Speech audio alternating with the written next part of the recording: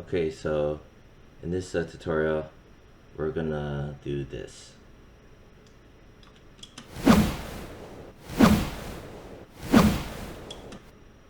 I'll play it one more time. So what it is where obviously it's animated rectangular streaks, right? And also, if you notice how it kind of suddenly appears over here, and that involves using a masking technique so that, you know, not to have the rectangles where you could see it from the beginning edge, right? I don't like doing that because it's kind of a newbie thing to do, you know, for noobs, right? Because you just because it's easy to just slap it there and make it animate. But if you take a little more time and you add it where you add a mask so it appears at a specific point on your composition, then it just adds that extra flair to it. And this technique is used all the time, so we added that as well. I also gave some visual treatment to the streaks, a glow and an echo effect. For example, this rectangle, there's an echo and there's a glow. And the mask as well, it has a blur, Gaussian blur, which I'll explain why. Small little tidbits, but they're good. And as well as having sound effects, 2 sound effects stacked. One with a build up and you know, crescendo, whatever, where it kind of the sound effect kind of fades off. The other one is more short and fast and quick, where I blended them together, one on top. So that's what we're gonna do. All right. Okay, 1 second. So I paused the video. I opened up a new scene just to start fresh. And this layout is standard, right? Windows, workspace, standard. And I moved some things around. Effects controls, effects and presets, project windows here, timeline, align, character, properties, and that's it. So here, project, I'm just gonna click on this little icon, create a new comp, that guy right there. Here we are. I'm just gonna name it animated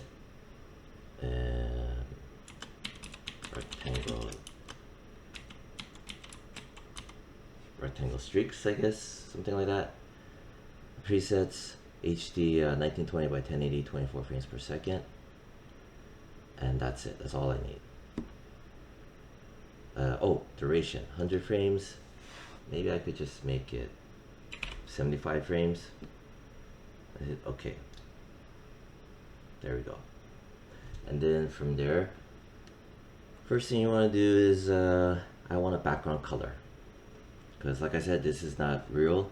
It's just default black background, just to, you know, convenience sake. If I click here, right, the transparency toggle, notice how there's nothing there. Again, transparency toggle. I'm just reviewing some of the things that we talked about. Timeline should be 0000. If it's not, hold down Control and click, left click, to make it just frame counts. Right. Now from here, right click. In here, I can just right click, new, solid. Maybe I'll give my background color, I don't know, like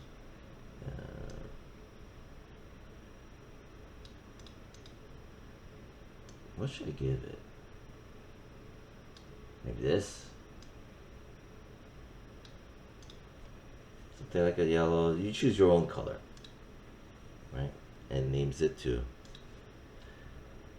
And then next thing I want to show is something where you can lock things, because you can accidentally move this. See this? So With the background selected, I'm just gonna press the lock icon so I cannot move it. Okay. And then from there, I'm going to make my first rectangular shape. Now, what I'm gonna do is over here, this guy right there, rectangle tool. Click it. This comes up. I don't want any stroke. Make sure that it's when you click on the letter stroke, you click on this, none. Okay. Fill color. Maybe I'll choose, I don't know, like purplish or whatever. And you notice the cursor turns into a star. So from here, I'm gonna draw out my first shape. Left click and drag, maybe something about yay big. Something like that. You notice that the shape tool is still active, and I don't want that, right? So like I said before, press V as in Victor, and now you're back to the move tool. So there's your first shape. I want to name this. So in here, I'm going to just hit enter. I'm going to select it. Oh, if you see this, right? Well, this shouldn't be this. I'm going to toggle switches. That way I only see this, right? Toggle switches, which I'll explain about that afterwards. So this is probably what all you guys have right now. Okay. From here, I'm going to name it. Right click, rename. And I'm going to just, name it purple rectangle. Okay, now first thing I want to talk about is that you see this little guy right there? This is its pivot point, right? You'd think that it would end up being here, but it doesn't. After Effects doesn't work like that. See? That's its pivot point, this guy right there, which is the anchor tool. You can manipulate with the anchor tool. So if I hover over here again, pan behind, or basically it's the anchor point, and the hotkey is Y as in yellow. So I'm just gonna press Y, and now you can move it around. Right. A lot of times what you can also do is hold on Control, right? Hover over this and double click, and it'll center it for you. Control and holding Control and double click, which I just did right now, but I want to do more than that. I need this. I'm gonna grab it. I have my anchor tool activated, anchor point. Grab it. I'm gonna just put it here. You may have snapping on, right? Snapping is this, right? And I'm gonna see, it can snap. Sometimes it gets annoying, right? And you can turn it off. For now, I have it on. I turned it back on. And that's the important part about the anchor point, right? To where it's originally here, remember? And then we double clicked in here to make it in the middle, then moved it and chucked it here with the snapping turned on. If you have small shapes, snapping gets really fickle, so that's when you want to turn it off. And also we turned off the stroke, right? And we named it. So that's how you make your first shape, like that. And we named it. Okay, and now I want to make another shape. So let's say if I hold on and click and hold, you can have some more options like star, rectangle, blah blah blah blah. Maybe I'll make a star, right? I mean, you know what? I'll stick to the rectangle. I'm tempted to make a star, but I'll stick to the rectangle. Again, you click and hold to pick and choose. I'm just going to make a rectangle. I'm going to choose a different color. I'm going to choose something like teal maybe. And I'm going to just do something like that. something like that. And I'm gonna hold press V as in Victor to get out of the move, the shape tool. See? Now I'm gonna go in here. I'm gonna press enter. Right, that's another way to rename it. Always name your things.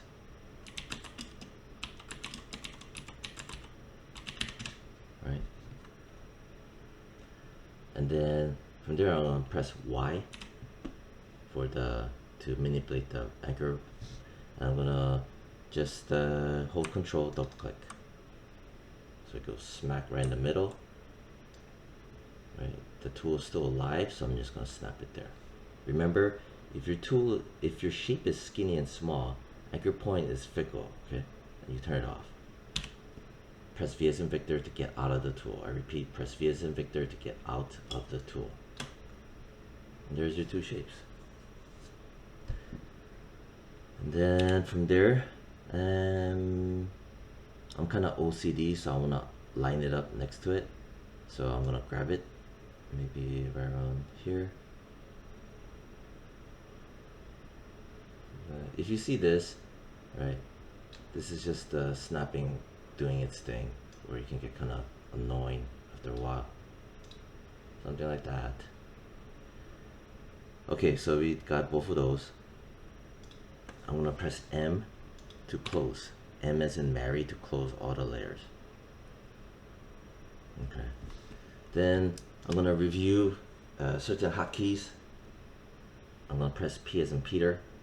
I repeat, P as in Peter. That is for your position. Okay, position.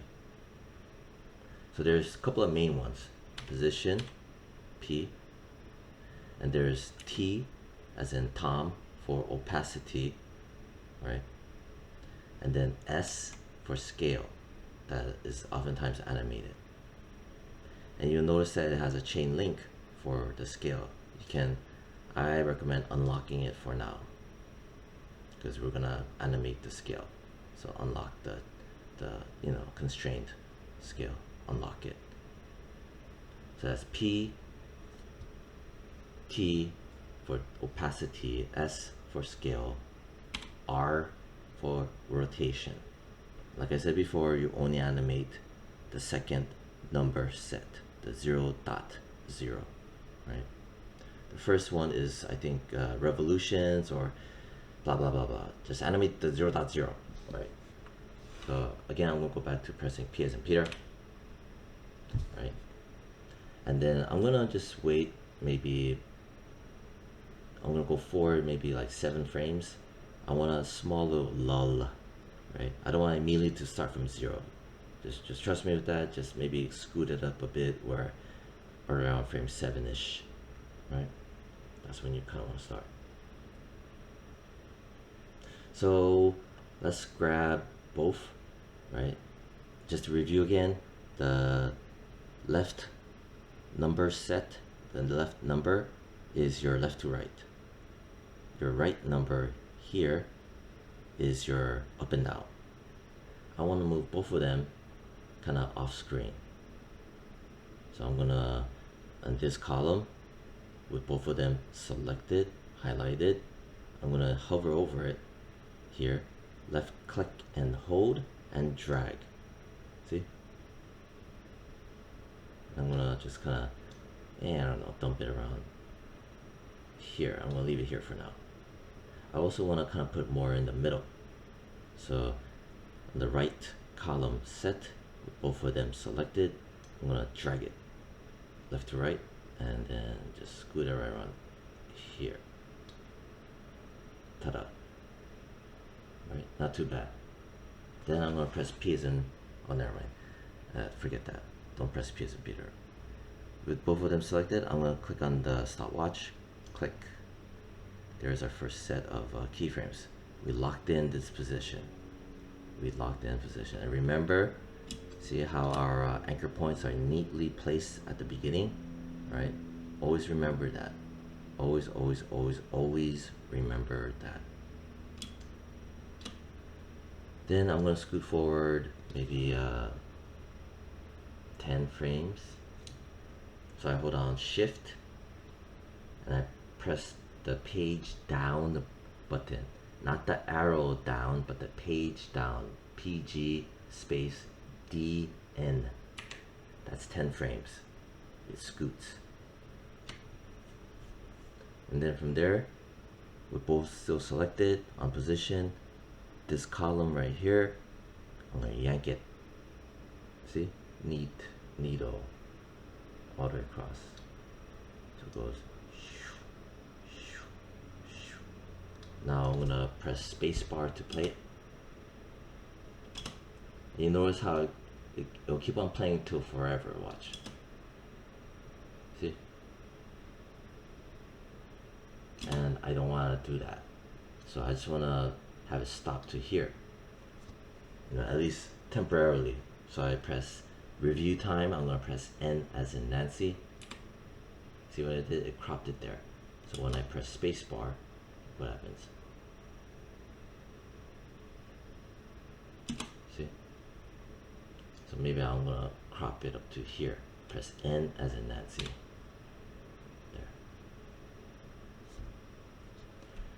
Okay, and when you come render time, be aware that wherever this bar ends, your work area bar, right, is where it's gonna render as well.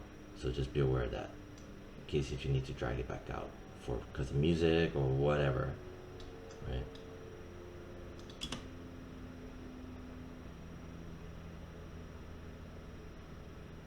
Okay, so we did that.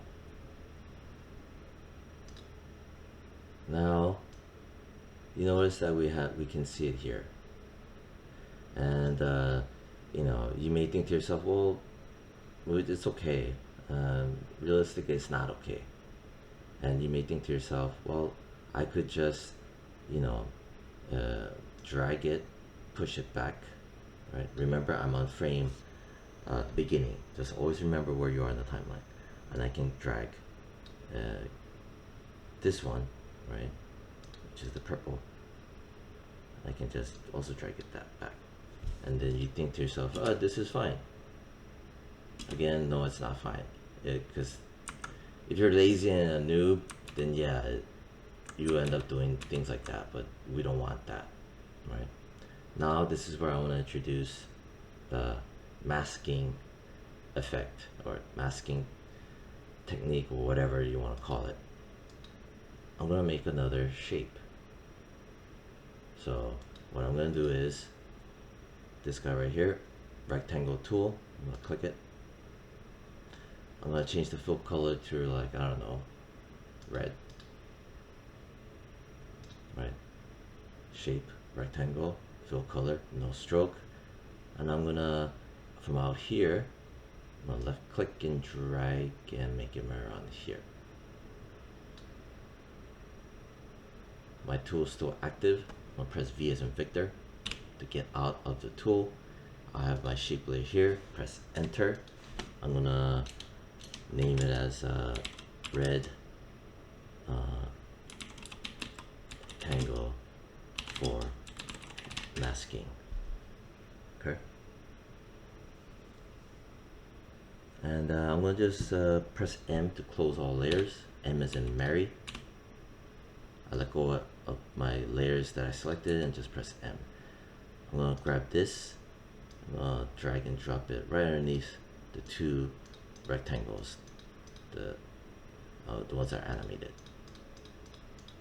Right. So here's my red rectangle for mask. Right. Not too bad so far. So this red thing is gonna act like a curtain, right? Like an invisible cloak. Think of it like an invisible cloaking, for cloaking, to hide what you see here, like a cape, cloaking cape, whatever, curtain, however the hell you want to think of it. So next I want to introduce something down here, toggle switches, where it'll show different little options that you can do. See, track, matte, you have all this other stuff. Don't be overwhelmed. All you're gonna do is just a couple little things and that's it. But in order to get to here, you need to click on that. See, before, after, right? You need to be here, where you can see track matte. All you gotta do is this, right? We can see the red curtain, invisibility curtain, right? The mask. We can see the rectangles, right? I'm going to get one rectangle. It says your track matte, no matte, right? Select track matte layer. Inherit transparency from the track matte, blah, blah, blah, blah, blah, blah, whatever. So you want to click it open, and you're going to, so you're telling this teal fat rectangle, right, to pick something to help hide it, to help hide him. So I'm going to choose my red rectangle for masking. See how I named it, right? See how much it helps. Instead of, you know, checking and what number for what layer, you know, just red rectangle for masking, click it, right? But look, the red mask rectangle is gone, right? It did the opposite thing. I want this guy to be invisible, the rectangle, my teal fat rectangle, but instead my invisibility cloak is disappeared, which I don't want. So you're gonna click here. You see how this thing got activated, right? First thing I want to mention. As soon as you pick something, which was the red rectangle for masking, this thing got highlighted and turned on. Now next thing I want to do is turn on this. Invert the matte. Look what happens. Bam. See, it's gone. See, the teal rectangle is disappeared, and my invisibility red rectangle box is also disappeared. See what's happening? The trickery is already beginning. Now if I scrub it, see, you only see it at this edge, right? Very nifty trick to use a lot. Right, then I'm gonna go to the purple one, the guy right there, and I'm gonna again choose what do I want to choose to help me hide my purple rectangle. I'm gonna choose my red rectangle for masking, number 3. That's layer 3. Layer 3 is here. See how I also changed? See that little guy right there? Pick it. But nothing happened again. I repeat, nothing happened. I guarantee there's going to be some students that's going to forget about this part. Do not forget about this part. You click this guy right there to invert it. Bam. Invert it, invert it, invert it. Now when I scrub it, see? See like that? But you notice, if I play it, it's doing its thing, right? It's fine. But one other thing, newbie thing you want to avoid is where you can see the harsh cut line. See that? It's pretty harsh. I want there to be a nice little soft blur, right? So this is where I'm going to introduce the thing called to blur the edges of my red rectangle for masking, right? So I'm gonna add a blur on top of it, so that I'll blur the edges, and when I blur the edges of my red rectangle for masking, it will also blur the edges where the shapes are going